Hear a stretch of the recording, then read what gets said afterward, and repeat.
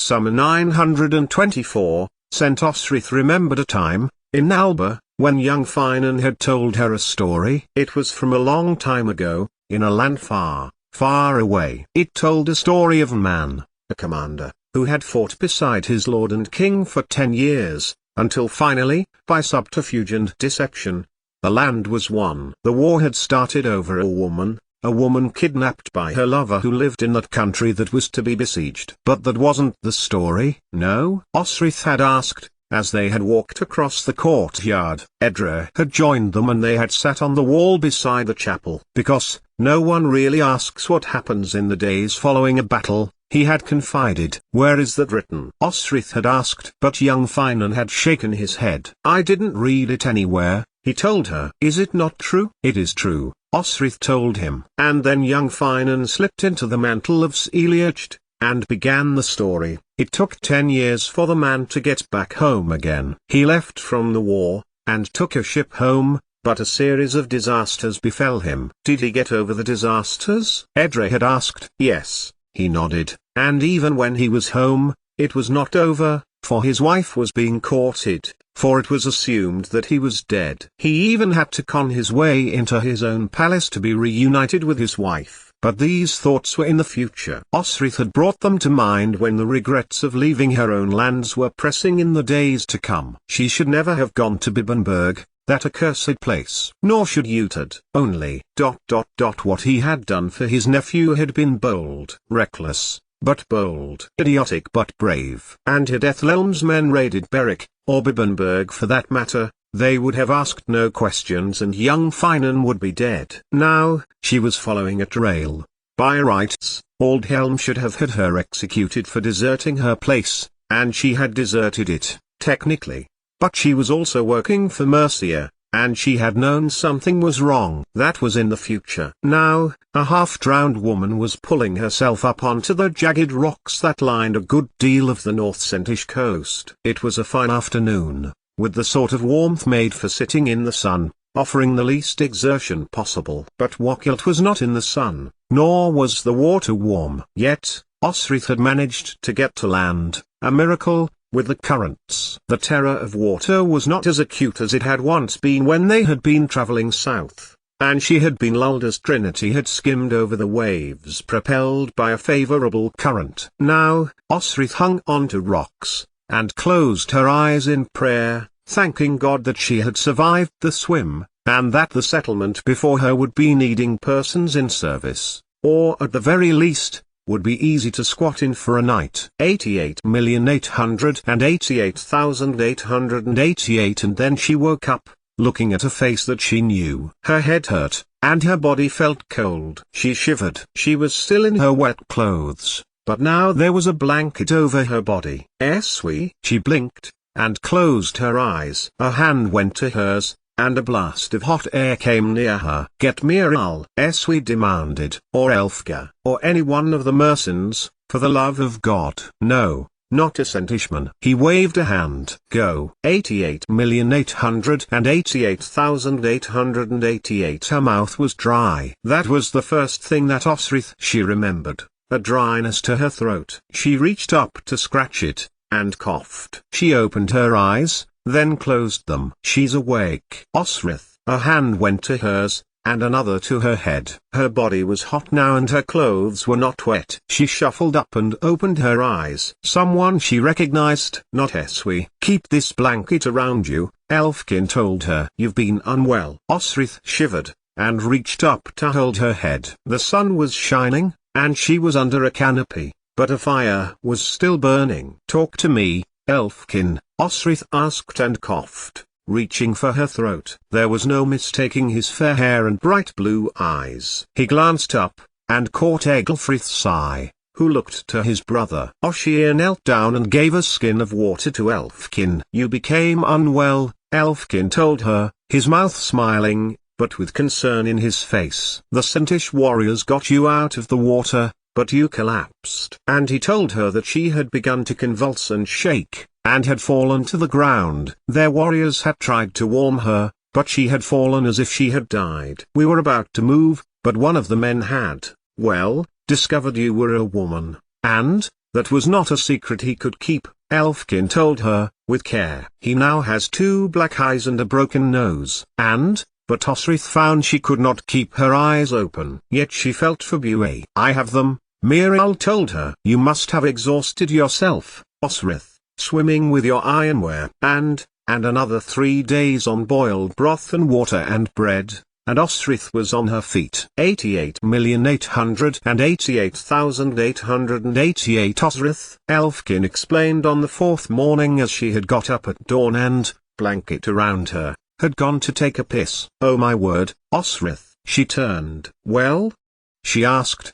Do you have any spare clothes for your commander? And they say and talked together, and Miriel joined them. She told him and Elfkin what had happened, about the kidnapping and taking of the Trinity, and Iajifu. What do you want? Miriel asked. Really want to go home, eventually. I need to row to the fast lanes, where the merchants are, and pay for passage north. And then she asked what had been happening there, between the 2 princes who were vying for one another's thrones. Better to talk to Aldhelm, his is in a good mood, Miriel told her, exchanging looks with Elfkin. He has just struck a bargain with the Sentish commander, sent will reinforce Mercia and support Athelistan, who offers amnesty for Iajifu. And, not missing a chance to oppose Wessex, Osrith added. She knew that they had been subjugated, as had the Cornish, very early on by Wessex, but could not be stripped of their unique characters. That and the other threat, Elfkin told her, passing her bread and meat and ale. Other threat? A child, Elfkin told her. Another child of Edward's. He shook his head. Not that anyone's seen or heard of this child. I think it is a made-up story to sow confusion. But Osrith shivered, and not from any lasting fever. Young Finan. Somehow she knew that there was a core of truth in what her wretched brother had been saying, not real truth, but the gossip that surrounds truth that is incomplete. You know that I was a friend to King Edward, she told Elfkin, who glanced to Miriel and then back to Osrith. I'll get Aldhelm, Miriel told him. You get Eswi. And Miriel and Eswi joined Osrith in tent, in the army camp 20 miles from Lundin. A rumor has begun that my son's father was the late king, and, she began. She glanced Eswi. And I need to tell this to Aldhelm alone, she added. I will tell you afterwards, she told him. I can guess, Eswi said in a low voice. I guessed the minute I saw you and your brother and his men at Sheppey. You were there? Eswi nodded his head, then left through the tent flap, leaving Osrith and Aldhelm alone. He looked across to her, and sighed. Osrith, I am your friend. Whatever you have to say, you can tell me. And Osrith knew that she could. They had been through so much together. He and Osrith had foiled their own assassination of Ethelfled, and he had ensured that Mercia did not break up into factions. He had done so not too long ago, and genuinely served Mercia for the cause of peace and stability. When she said nothing, however, he prompted. Please tell me Edward was not your child's father. He is not my child's father, Osrith told him, or ever likely to have been. Osrith knew what he meant. I first was seduced by Edward when he was the Etheling, when I was 14 years old and he was 13, Osrith told Aldhelm. And this continued for many years, until I left Wessex. In fact, she saw Aldhelm sigh a deep sigh, and rest his head on his hand. Osrith, Aldhelm sighed. Oh my word, Osrith. This could be bad, very bad. What possessed you to bring him here? I did not. She told him, and explained how her brother had brought them, all except for Domhnall, and that now she came to think of it, Uhtred had seemed exceptionally interested in his nephew, inviting him to sit with them, eat with them. She looked at Aldhelm. I am sorry that as a warrior when I chose to hump there was a consequence for me. There were many consequences which I had to deal with. But you must believe me when I say that my son's father is my husband. Not Constantine, not Edward. But Aldhelm only stared, then shook his head. Constantine? Good heavens, Osrith, Aldhelm exclaimed, and at this, she turned away, feeling the shame born of years of survival from a man she so respected. Could she have resisted Edward? She supposed so. But he had been insistent, and near the end of the time they knew one another she might well have argued that it was rape. And Constantine? He was different. They were different. Not sunny and easygoing, but strict and stubborn and insistent. He had taken her virtue before even Osrith had known what was happening, and let him have her when he wished. He was home. She felt like she was at home when Constantine fucked her. Then she felt a hand on her shoulder. "I do not judge you," Aldhelm told her, "nor have I ever judged you or had the right to." "How long has it been said that his father may have been Edward?" Osrith asked. "I assume you heard?" Aldhelm sighed, and looked at Osrith carefully. "The Lady Ethelflaed did speak to your brother that you had gone to Winchester to beg for aid," Aldhelm told her, and Osrith nodded. "Of course," she thought bitterly, "of course she did." "When did you hear, Lord Aldhelm?" she insisted. Aldhelm sat beside Osrith. "Only very recently, on the occasion that the King of Wessex sailed and discussion of the succession was had. Edward had willed that Elf took Wessex's crown and Aethelstan took lordship of Mercia. And then we heard that there was a hidden heir, and that hidden heir was hidden in Alba." It was then repeated, when the topic of the succession came about, as if it were fact, and has, unfortunately, spread widely, and fast. Osrith laughed, but there was no humor in it. "It seems to be a known fact in Alba that he is Constantine's," Osrith said, bitterly. "And yet, neither can be true." Aldhelm shook his head. "Of course, you are married to one of Usad's men," Aldhelm told her. "Perhaps he kept the boy close to protect him." "I escaped from him at the mouth of the river," Osrith told Aldhelm, "and before that, he had a knife to young Finan's throat." "So yes, I can see why it may be thought that my brother is protecting his nephew." "What can I do?"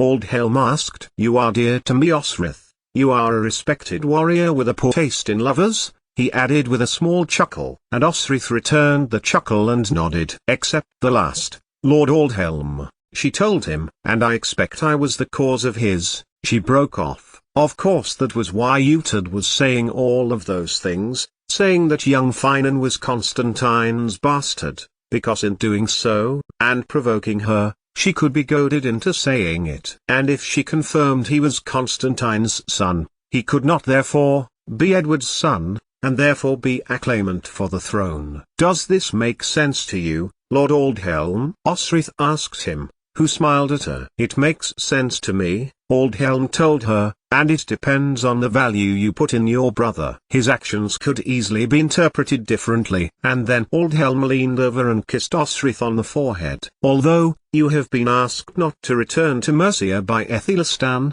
he reminded her, "you will now note you are on the south bank of the Thames, in Sent not in Mercia, and clad in Mercian colours." So, he got to his feet. "Are you seeking to join us?" "No," Osrith said, "I am seeking to lead you." 88,888,888. They rode into city from the south, coming up to meet the river at a narrower part and crossing the ancient pack horse bridge that crossed at the western side. "It's so old and crumbly," Miral noticed. "Surely there will be a song written about it, one day." Eswi, close to Osrith, smiled. Elfkin had been pleased that Osrith had offered to command, but Aldhelm had told her that she could not lead, and not even fight with them. "Why?" Osrith asked him, affronted. If there was any army in the world she believed she truly belonged in, it was Mercia's. "Because you are, in the eyes of a lot of people here, an Ethling's mother," he told her,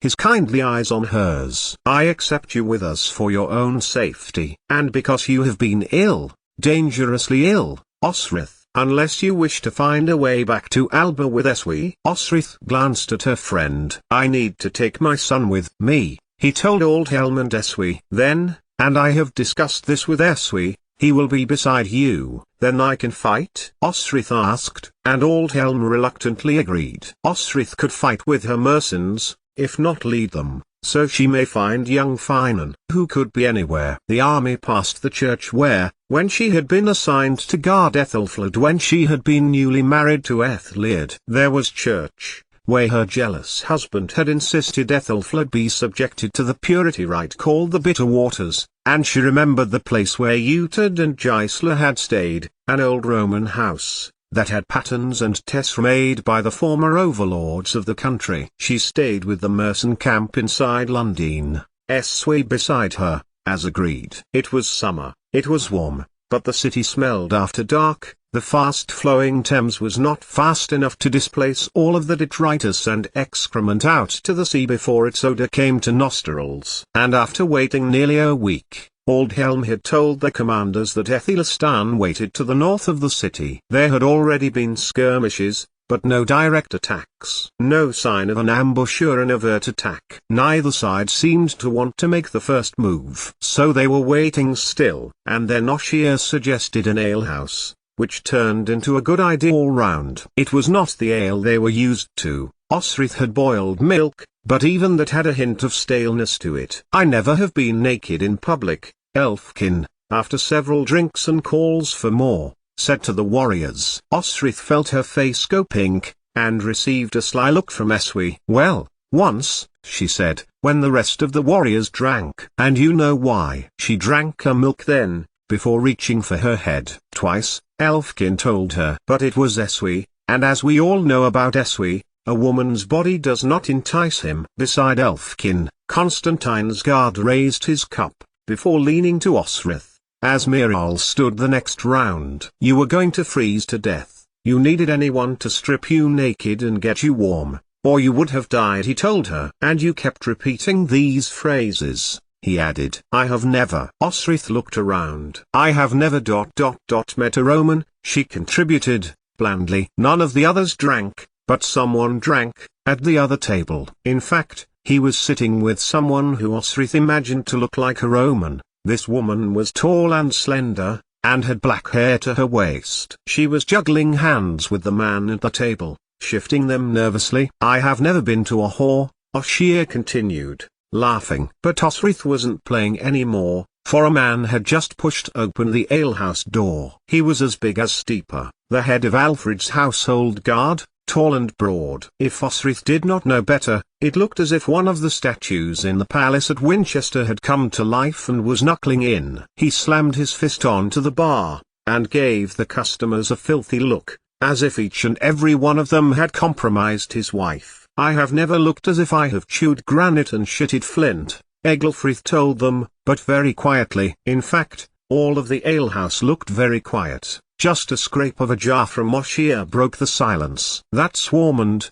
one of Ethelm's men, Eswi told them. But he seems to be without his livery. Another man opened the alehouse door, and pushed past a table of men about to get up to get himself across to Warmond. The huge, ugly man got to his feet. Even the bartender, who was a tough-looking man himself, cringed. There is an enemy in the east, the East Anglians, the man told Warmond loudly. Do we know who they have declared for? Warmond asked, equally loudly, but then decided that he did not want to wait for an answer. Instead, he drained his cup and strode out of the alehouse, slamming the door back against the hinges as he went. So we know now, Miral told the men. You stay here and finish. I will find Aldhelm. Aldhelm had heard too, and had decided to take most of the mercenaries with him out of the city.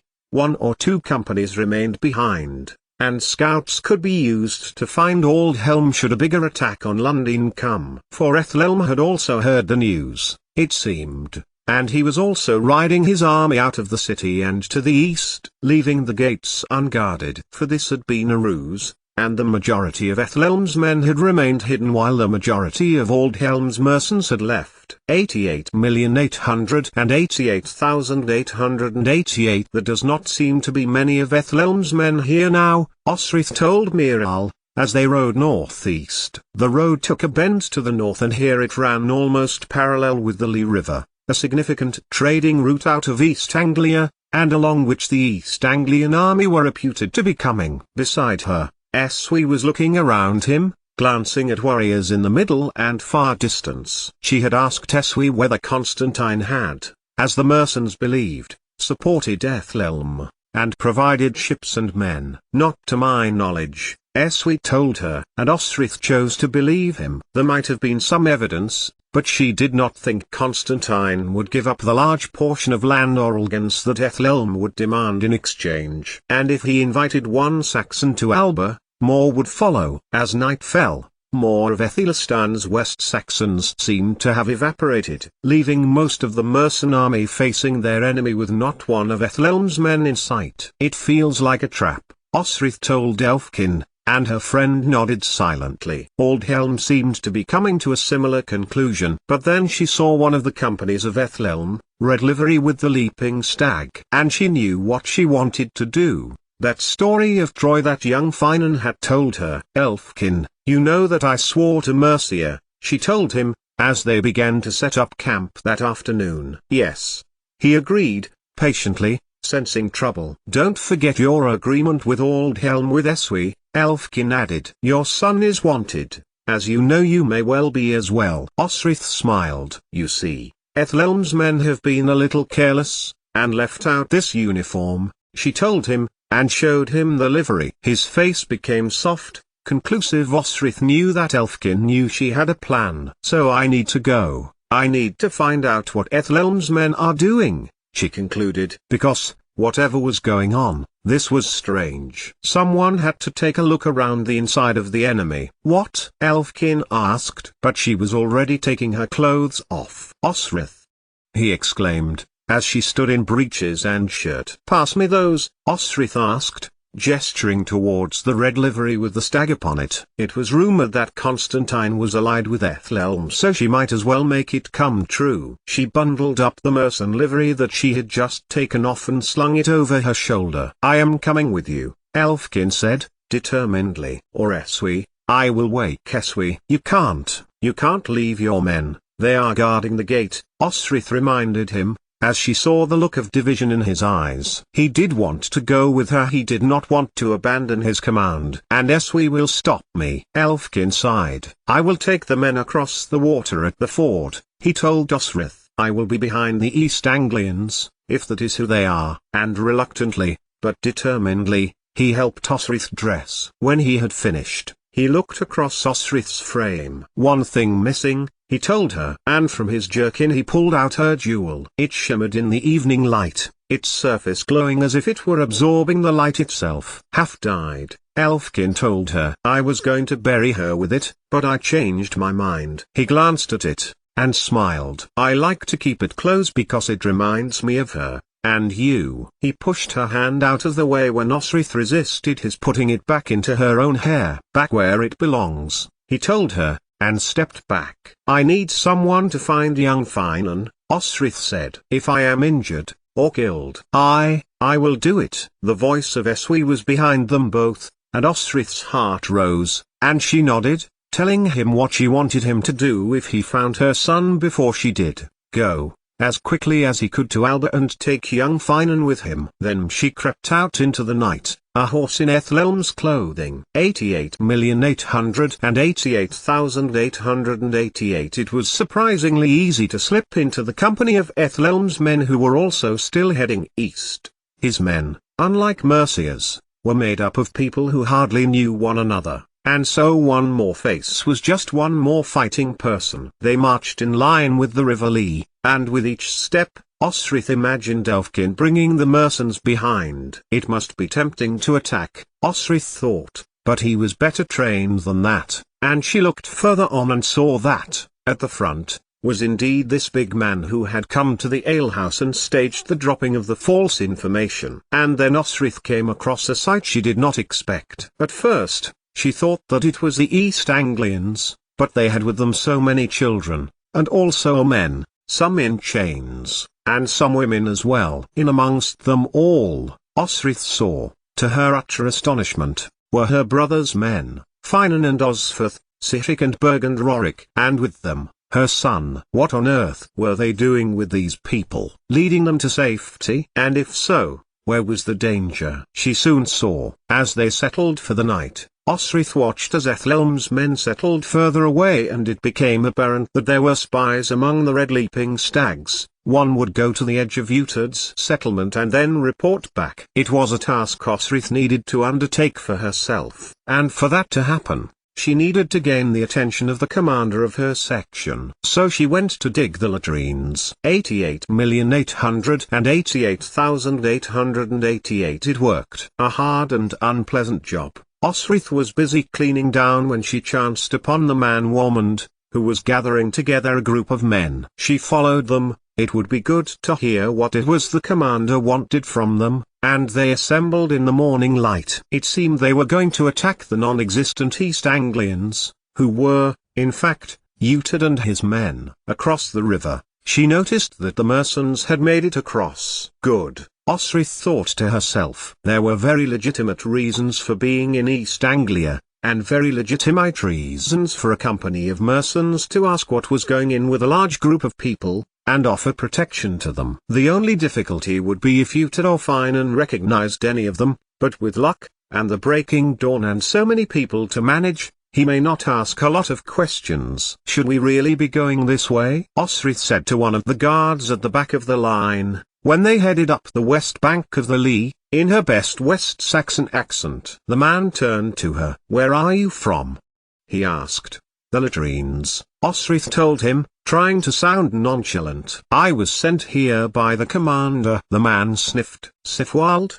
he asked. Osrith nodded. The man sniffed again. "It's all right under Warmond, just don't get on his bad side." "Why's that?" Osrith asked. "Because you'll never get on any side again." The man laughed at his own weak joke. "They are the East Anglians," he told her. "So we are going the right way." And he pointed out Uhtred's party. 88,888,888. So, it was time to go. Get away from the Wilton men and get across to young Finan. But, as she absconded, a hand caught her collar. It was the man with whom she had talked, who had liked the sound of his own voice. "Oh dear," he mocked, as Osrith struggled, and he hit her. "You are in trouble now." More so when Warmond.